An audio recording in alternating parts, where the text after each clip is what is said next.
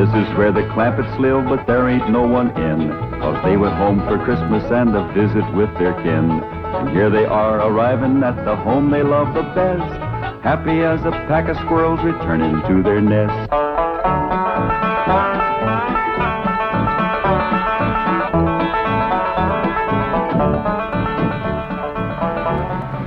Hi, Thunder Granny, the old place ain't changed a bit. Pretty as ever. Prettier with the snow.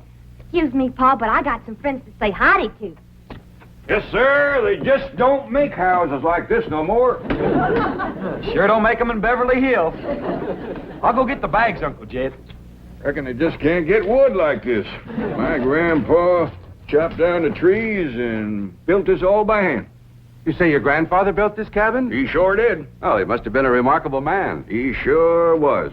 He finished the cabin in the morning, went to town, found a girl, courted her, married her, and carried her across that doorstep all before sundown. Tell me, Granny, was that 18 and 97 or 18 and 98? 18 and 98. Yeah, that's right. She was 18 and Grandpa was 98. You say he was 98 and his bride was 18? That's right. Marriage didn't work out too good. Well, I don't doubt it. Yeah, Grandpa made the mistake of having his ma come live with him.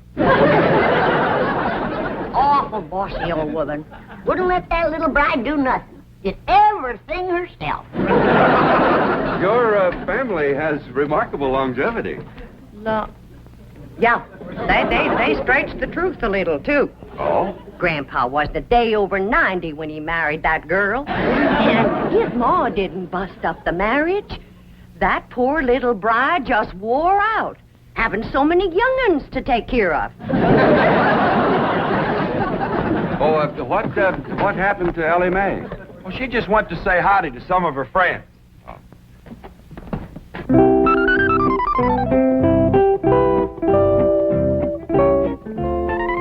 Maggie?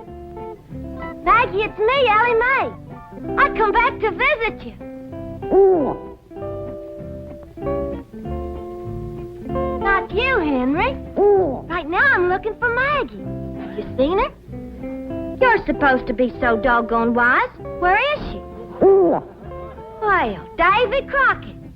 Say, you're looking bushy as ever. What's the matter? What you scared of?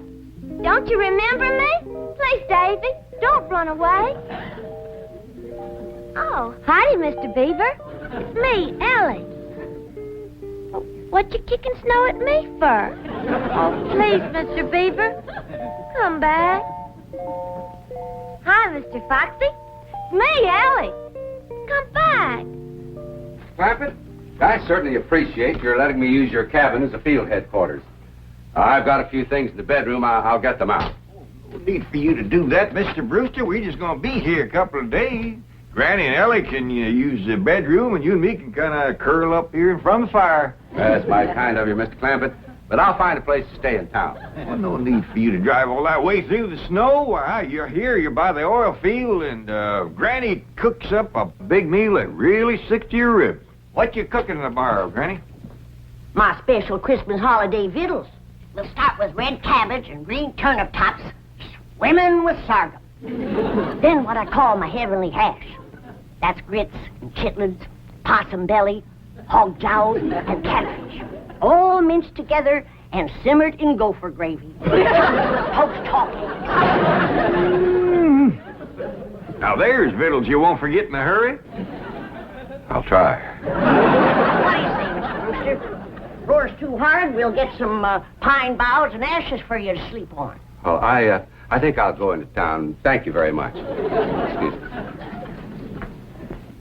What's the matter with you two asking him to stay here?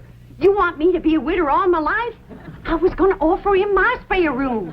You ain't got no spare room, Pearl. I have if Jethro stays here. If Mr. Brewster stays with you and Jethrine, won't people talk? I hope so. Jed can insist on him marrying me. And I'm going to get him. Now's my chance. Exactly hold with making a man get married unless he wants to.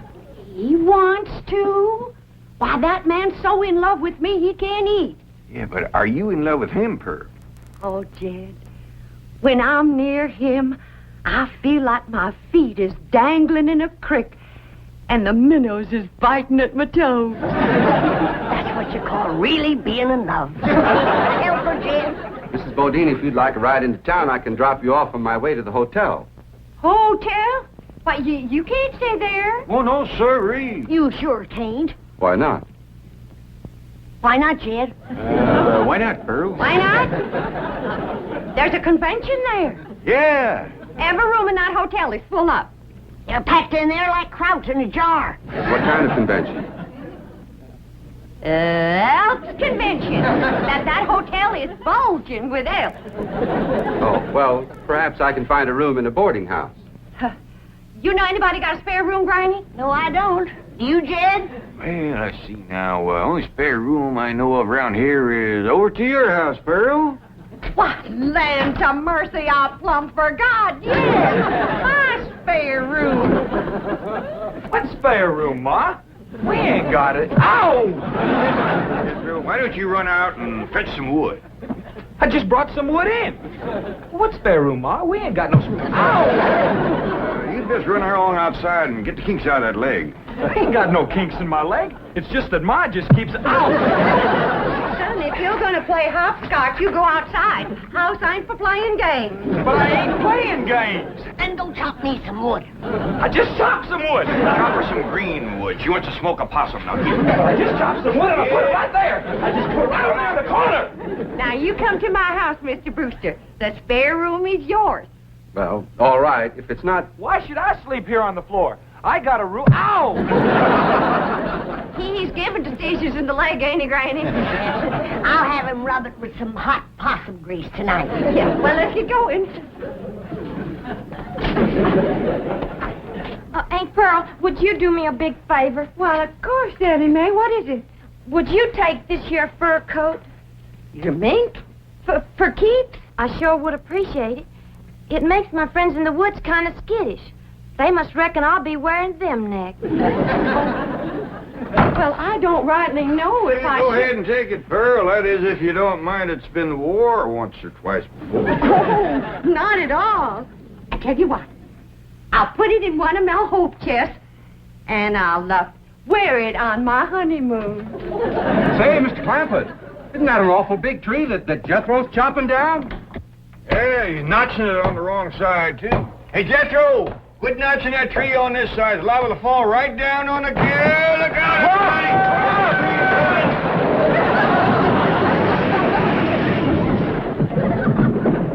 everybody! It missed us. Praise the Lord. Well, the tree missed. We can get up now. Well, he might be chopping another one. Let's wait and see.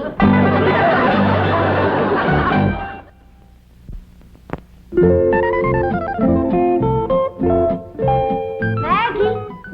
Me, Ellie.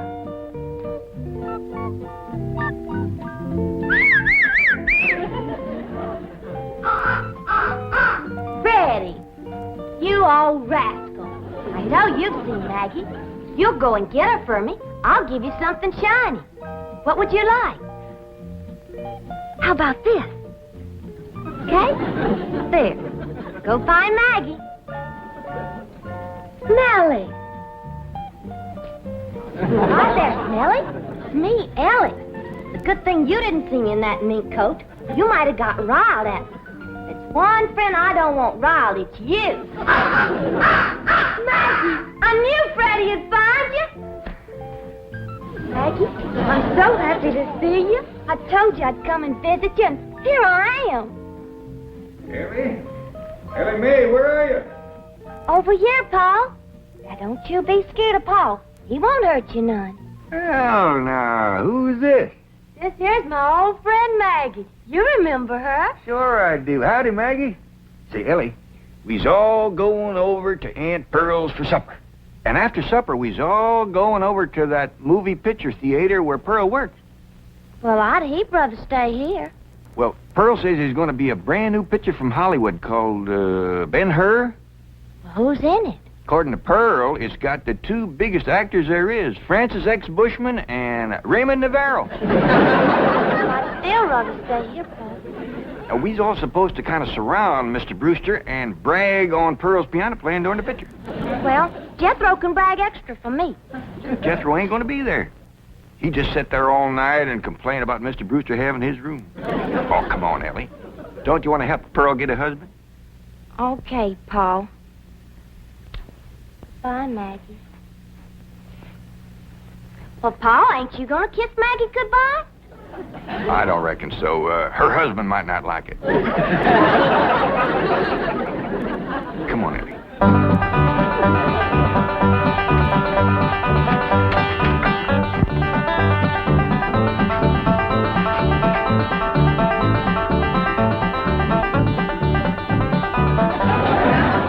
Come on, everybody. Well, doggy. Jethrine, it's a picture of your ma. Yeah, it says, in person, Pearl Bodine, Wizard of the Keyboard. That means Piany. Hey, your name is as big as Ben-Hur's. I begged the manager not to put that up, but he says it's a drawing card. My playing during the picture. During the picture, don't you have sound? Loads of it. Between the people crunching popcorn and crying and reading the titles out loud, you got plenty of sound. Now, everybody go on in and sit down. You're all on complimentary passes. Now, I gotta pop some corn and sell tickets before I come in and play the overture. Mr. Brewster, did you ever in all your born days see a woman who could do more things than my cousin Pearl? She can cook, sew, keep house, play piano, and no wonder the men around here are just beating her door down to propose. But Pearl's choicey. She's waiting for the right man.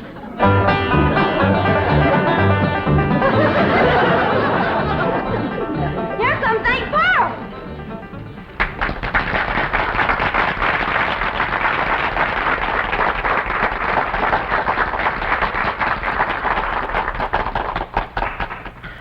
Ladies and gentlemen, before our big premiere gets underway, I know you'll want to meet the celebrities in our audience tonight.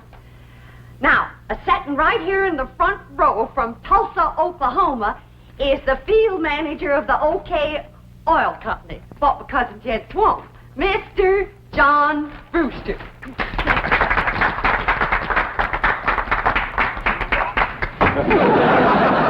Who's that tomato?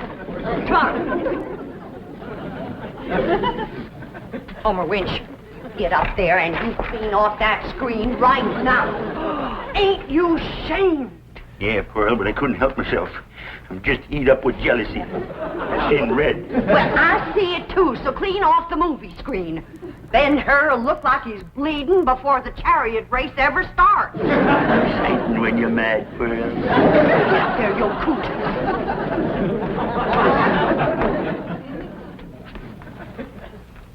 And now, folks, you're going to meet a real live millionaire and his family all the way from Beverly Hills, California. Your friends and my kinfolk, the Clampetts. Jed, Granny, Ellie Mae.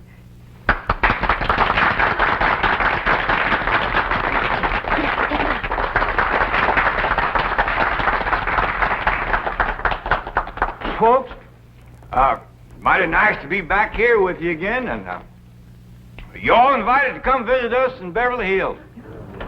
Got plenty of room, and Granny will wamp up a mess of heavenly hash for you. Jed, can I show him my mink coat? Sure, Granny. This here is a genuine mink coat. Given to me by the banker. Nobody gets the wrong idea. There ain't no strings attached. I'm still the same sweet girl I was when I left here.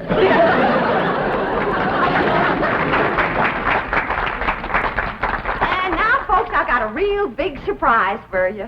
As you know, those that can read, the picture for tonight is Ben-Hur, and I have wrote and composed a special song in honor of the chariot race, which is the most exciting part of the picture. And this here special song is going to be sung by my daughter, Jethrine. Say goodbye, Jethrine.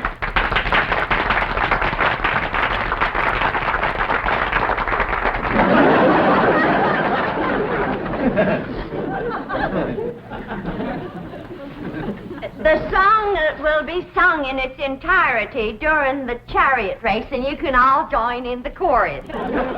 But seeing that Homer Winch ain't got the tomato off the screen yet, Jeff Green will give you a little sample right now.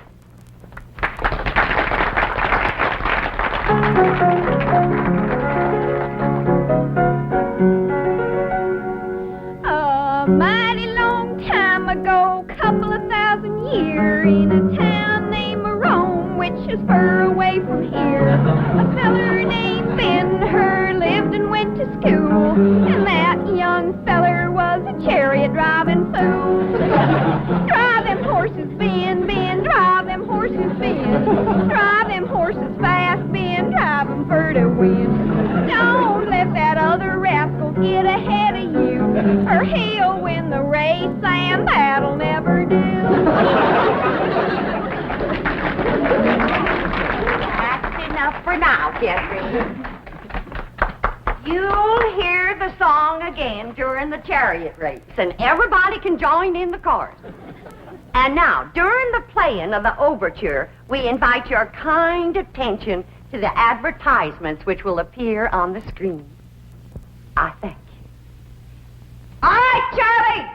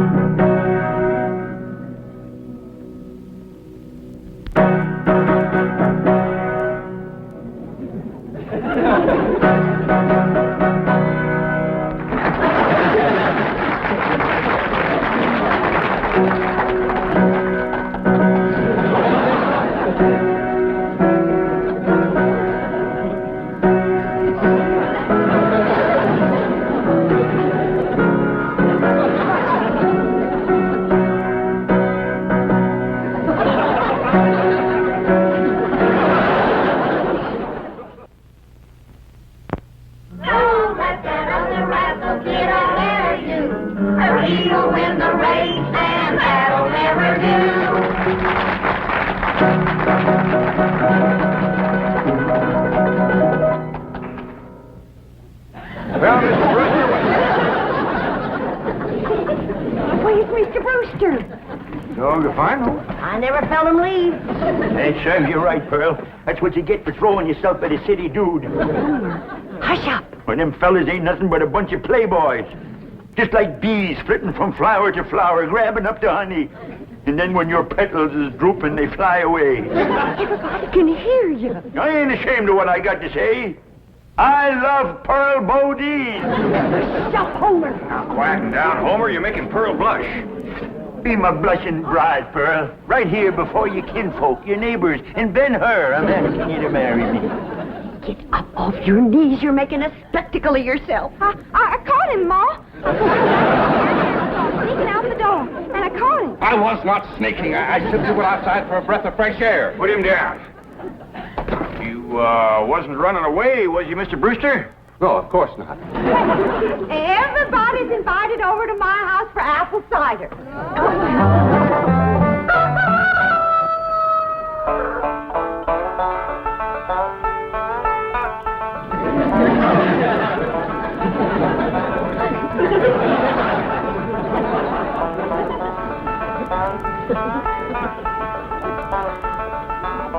Ted, wake up. Ted, you too, Jethro. Come on now. Get out from underfoot, both of you. Hey, we was up late last night. Yeah, Granny, we want to sleep. It ain't what you want that makes you fat, it's what you get. Getting up off that floor.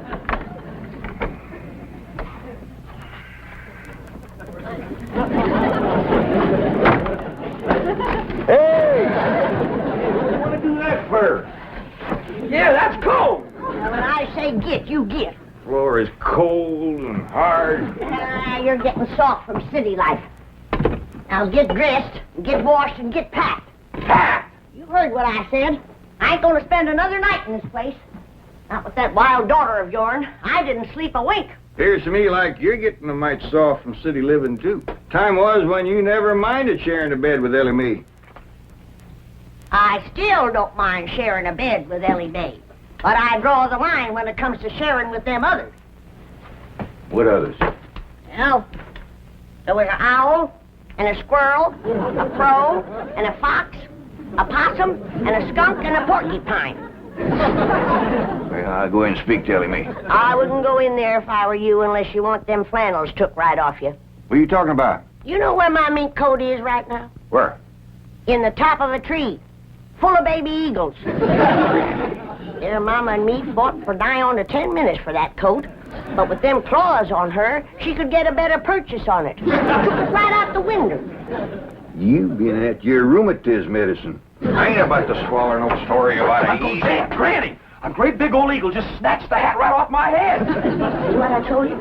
When a mama eagle wants to keep her babies warm, she'll grab anything. Somebody better help Ellie Mae hang on to her blankets, because that rascal just flew in her window. Frida, you hadn't ought to took Jethro's hat. Never mind about Jethro's hat. Ask her to bring back Granny's mink coat. Only if she wants to, of course. Frida, you bring back Granny's mink coat. And if she's took any suitcases, see if you can get them back, too. We's packing up. Sit down. Oh, excuse me.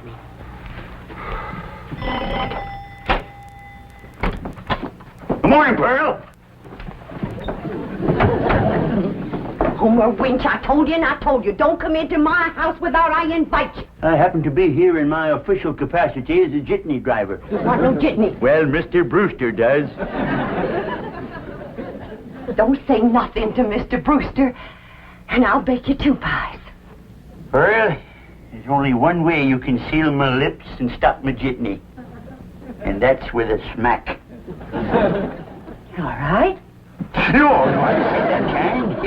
I mean, with a kiss. A kiss? That's my price. Take it or leave it. Homer! Why, that's the most shocking, disgusting, insulting disgrace. Oh, Mr. Brute! Pearl? Where'd you go, Pearl?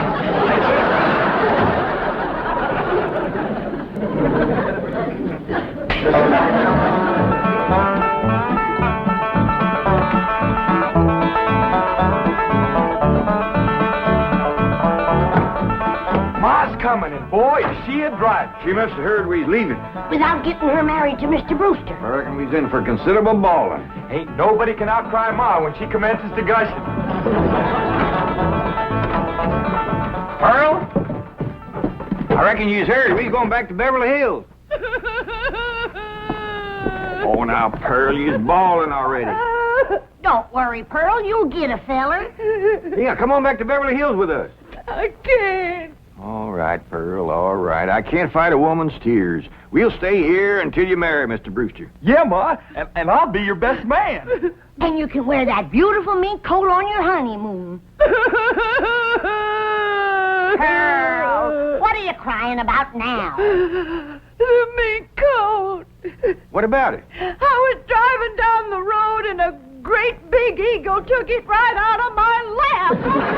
Don't you worry. Ellie Mae! Yeah, Pa?